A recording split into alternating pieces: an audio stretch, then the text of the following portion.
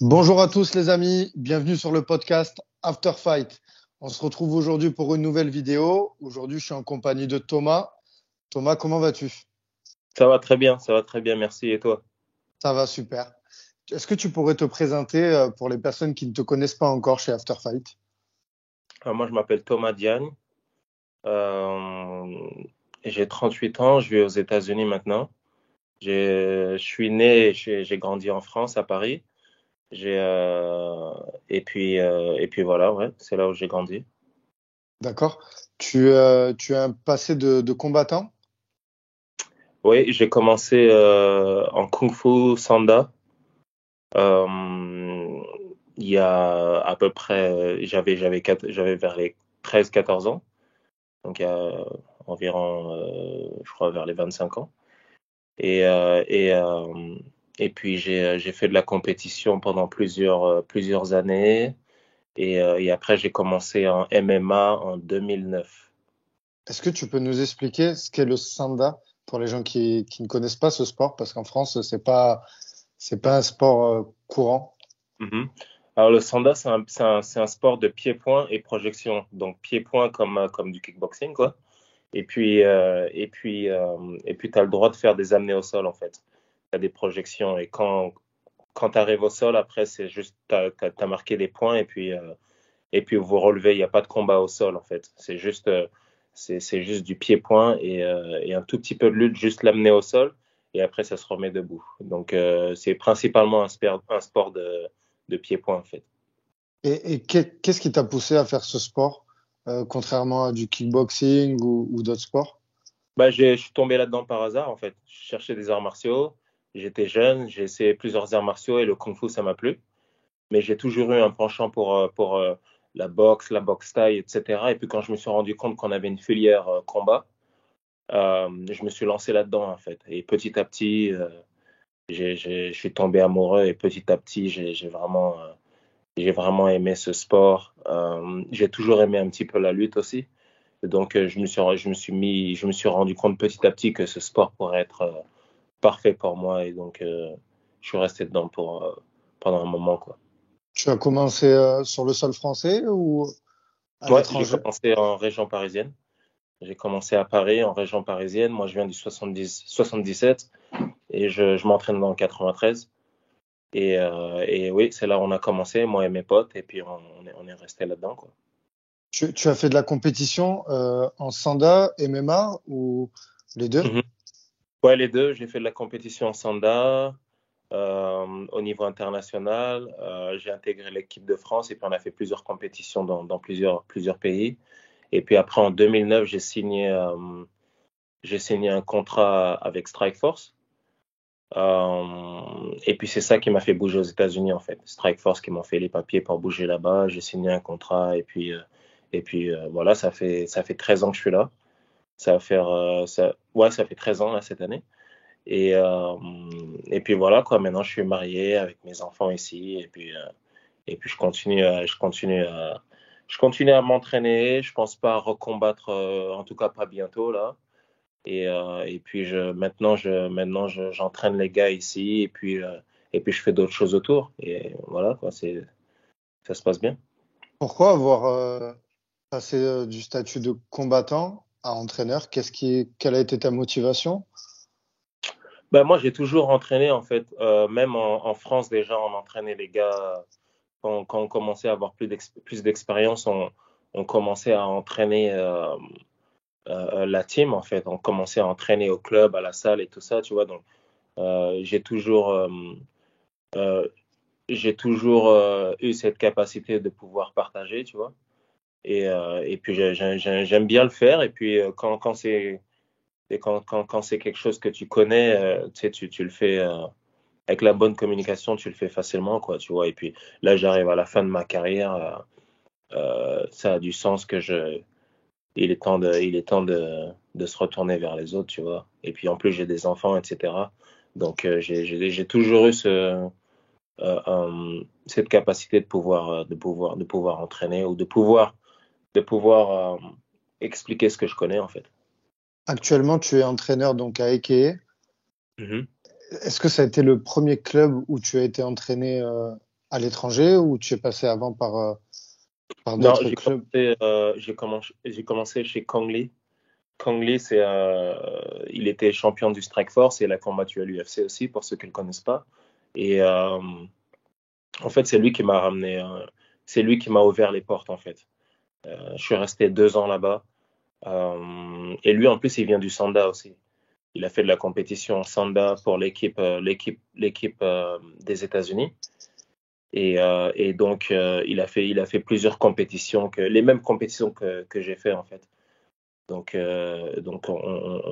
on parlait déjà un petit peu le même langage, quoi. Tu sais, on venait de la même discipline, on faisait notre transition en MMA. Donc, c'est lui qui m'a aidé à commencer à faire mes premiers pas en MMA. Et puis 2 ans après, dans la même ville, j'ai bougé à Ikea. J'avais besoin de plus de lutte, etc. Donc, euh, c'était un petit peu plus intéressant pour moi d'aller là-bas. Est-ce que tu pourrais expliquer pourquoi en France, contrairement aux pays comme les États-Unis, on n'a pas cette culture de la lutte en France? Je sais pas, j'ai pas l'explication, mais je sais pas, peut-être qu'on s'est dirigé sur d'autres, c'est sûr, on s'est dirigé sur d'autres choses, mais je sais pas quelle est la raison. Mais je sais pas, je vois que chaque pays a ses sports, quoi, tu vois. Maintenant, comment ils en sont arrivés à là, j'en sais rien du tout. Tu vois, nous, on est plus pied-point et on est bien en grappling aussi, mais la lutte, c'est vrai que c'est ce qui nous manque. Et tu sais, c'est le plus important en MMA, donc. Euh, ouais, c'est vrai qu'on a un retard, en tout cas l'Europe de l'Ouest. On a un retard sur la lutte en MMA, en tout cas. Est-ce que tu pourrais présenter un petit peu comment se présente Eke? On sait qu'il y a des combattants qui viennent de Russie. On a pu voir avec beaucoup de combattants du Daghestan qui sont venus à Eke. Pourquoi avoir fait ce choix en sachant qu'ils ont quand même des gros bagages en lutte? Vous êtes réputé en pied-point, ils travaillent toujours la lutte. Je me Bah, posais cette question, pourquoi venir justement à Eke pour continuer leur entraînement et pas rester là où ils ont commencé? ça, pareil, j'ai pas la réponse. Je sais pas quelle était leur première raison. Mais bon, la réponse était aussi dans ta question. Nous, on a un bon bagage en pied-point. Eux, ils sont forts en lutte. Donc, ça a aussi du sens qu'on puisse se réunir et partager, tu vois. Habib, il est venu très tôt, enfin très tôt. Il avait déjà un bon bagage, il avait déjà plus de 20 combats, mais il est venu il y a longtemps, en fait, il y a presque 10 ans, en fait. Et puis les autres, ils sont arrivés après aussi. Et puis je pense qu'après, il est surtout resté loyal à ses gars, quoi, tu vois. Il est venu ici, il a vu que ça se passait bien, il a vu qu'on était une bonne équipe, et puis il a continué avec nous, tu vois.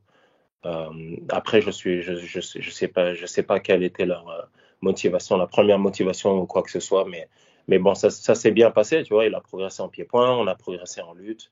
On avait des bons lutteurs aussi, mais le Daghestan, c'est encore autre chose encore, tu vois.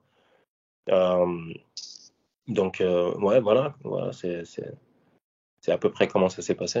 Tu pourrais nous expliquer la différence qu'il y a entre justement la lutte américaine et la lutte qui vient des pays de l'Est? Euh, bah, il y a plusieurs luttes déjà au départ, tu vois, mais pour ce que je vois, moi, la différence qu'il y a de ce que je vois dans ce que je vois au niveau de la lutte à Eke, en tout cas, et ce qui se passe au Daghestan. En tout cas, au niveau de la lutte, c'est le même sport. Donc, c'est à peu près la même chose. Mais là où la team à Habib, ils étaient en avance, c'est que eux, ils venaient du sambo, en fait. Tu vois. Donc, le sambo, il y a déjà de la percussion au sol, tu vois. Donc, il n'y a pas énormément de différence, mais eux, ils étaient en avance parce que je pense que leur sport était plus proche de ce qu'on fait aujourd'hui, tu vois. Le sambo, c'était déjà très proche du MMA, tu vois. C'est du MMA, mais sur un tatami, tu vois. C'est à peu près la même chose, mais sur un tatami. Donc, je pense qu'ils avaient déjà ce gros bagage-là. Mais sinon, la lutte, c'est le même sport. Ils font de la gréco-romaine ou du freestyle, c'est la lutte olympique, quoi. Tu vois, mais eux, ils avaient aussi le sambo. Donc, le sambo, il y a du pied-point aussi dedans. Donc, comme Fedor, en fait, tu vois. Fedor aussi, il a fait du sambo. Et donc, je pense que c'est là où ils font la différence. Et de toute façon, le Daghestan, ils font la différence dans tous les sports de combat, tu vois. C'est déjà une nation très, très forte dans tout, tu vois. En sanda, ils sont chauds, tu sais, en lutte ou en quoi que ce soit. Les gars, ils viennent toujours lourds, tu vois. Qu'est-ce que ça fait de s'entraîner, enfin d'entraîner, d'avoir des noms d'une grande notoriété dans sa salle? Bah, tu sais, t'en profites, quoi. Tu vois, surtout venant d'un autre pays, tu te rends encore plus compte de la chance qu'ils ont ici, tu vois. Donc, tu peux que qu'être, tu peux qu'être, euh, comment dire, t'en profites tous les jours, quoi. Tu vois, tu t'en rappelles C'est- tous les jours, t'en profites tous les jours, et puis tu essaies de prendre un maximum, quoi. Parce que c'est pas trop dur justement en notoriété parce que en France le MMA était pas légalisé et Mhm. de dire que tu viens de France et que tu viens enseigner ce sport-là, est-ce que justement tu étais vraiment pris au sérieux ou tu as dû vraiment faire tes preuves Non, dans la salle? non, ça va. Moi, ils m'ont toujours montré du respect parce que j'avais une expérience en pied-point, en fait, tu vois. En étant champion de Sanda, etc. Euh, j'avais un petit peu plus d'expérience en pied-point et donc ils m'ont pris au sérieux dès le départ à ce niveau-là. Et puis maintenant, après le MMA, là, ça va faire quoi? Ça fait 13 ans maintenant que je suis dans le MMA. Euh, donc maintenant, je suis pris au sérieux aussi au niveau du MMA parce que ça fait un moment aussi. Et je pense qu'on a aussi faire une bonne transition au niveau du pied-point et du pied-point en MMA parce que c'est très différent, tu vois. Les gants, la cage, le temps, etc. Et le fait que tu aies une expérience, tu peux étudier le sport et faire ta transition entre le sport d'où tu viens et là, et ce que tu fais, et le MMA, quoi, en fait. Et donc, petit à petit, tu sais, le respect et la confiance, ça vient petit à petit, les échanges, etc. Les gens, ils voient, tu sais de quoi tu parles ou pas, tu vois. Les gars, ils viennent tous d'autres disciplines, donc c'est à eux de juger s'ils pensent que tu sais ce dont tu parles ou non, tu vois. AKA, c'est une salle privée ou publique? Est-ce que tu peux nous expliquer comment se compose la structure et au niveau des salles ainsi que des entraîneurs qu'on peut y retrouver là-bas, dont toi? Le AKA, c'est une salle publique, mais pendant que les pros ils s'entraînent, c'est privé. Tu vois, donc en fait, c'est une grosse salle avec plusieurs salles à l'intérieur, tu vois. Et c'est ouvert à tout public dans la journée. C'est ouvert toute la journée. Il y a les petits, il y a tout le monde, tu vois, il y a les grands. Et il y a plusieurs programmes, il y a plusieurs cours. Cours de boxe, cours de kickboxing, muay thai, lutte, jiu-jitsu, etc.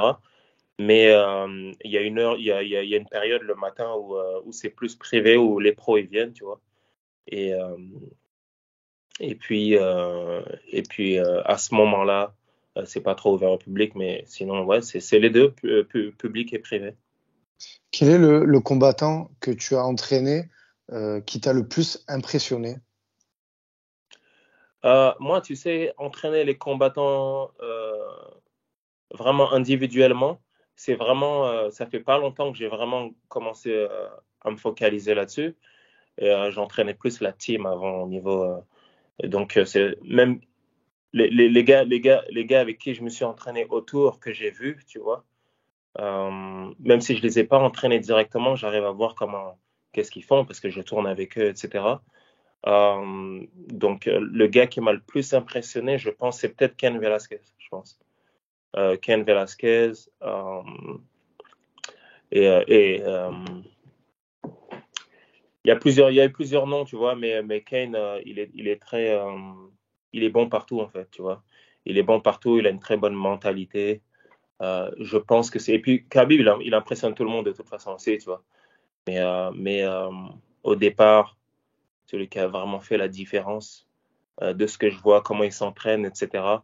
La façon dont il s'entraîne, la façon dont tout, tu vois, au niveau du pied-point, du grappling, de la lutte, je pense que c'est lui je pense que c'est lui qui m'a le plus impressionné. Il y en a plusieurs, tu vois, mais celui qui m'a le plus impressionné, je pense que c'est Kane.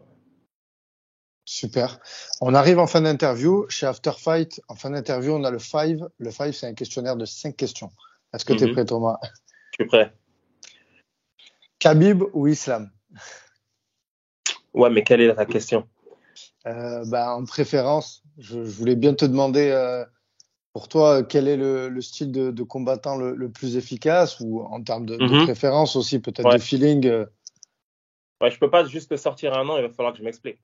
Ouais, tu Euh, peux. Tu vois, Khabib au niveau du mental, Islam au niveau des, euh, du potentiel en fait. Ok. Lutte ou jiu-jitsu brésilien? Pour le MMA, la lutte. Pour le MMA, pour le sport du MMA. France ou États-Unis? Pour le MMA, les États-Unis. iPhone ou Samsung? Je connais pas Samsung, donc iPhone. Et ton repas préféré? Grec. Ok, super. Ben écoute, je te remercie. On va te laisser le mot de la fin. Si tu as un message à faire passer à nos auditeurs, on t'écoute. Non, merci de m'avoir. Ah, quand je dis grec, c'est pas grec la ville, hein, le pays. Je parle des Grecs de chez nous, les Grecs de Paris. Tu vois. C'est ça. Sandwich, ouais, ok. Au cas où. Mais On en retrouve non, d'ailleurs. non, ben non, non, non. C'est pour ça que dès que tu me parles de bouffe, je te sors grec tout de suite parce que ça, c'est ce qui me manque. Ça me fait plaisir parce que j'en ai mangé un il y a pas longtemps. Il est devant moi là. Donc c'est super. Ouais. Ok. Non, Bon, ouais, merci de ben m'avoir accueilli. merci à toi.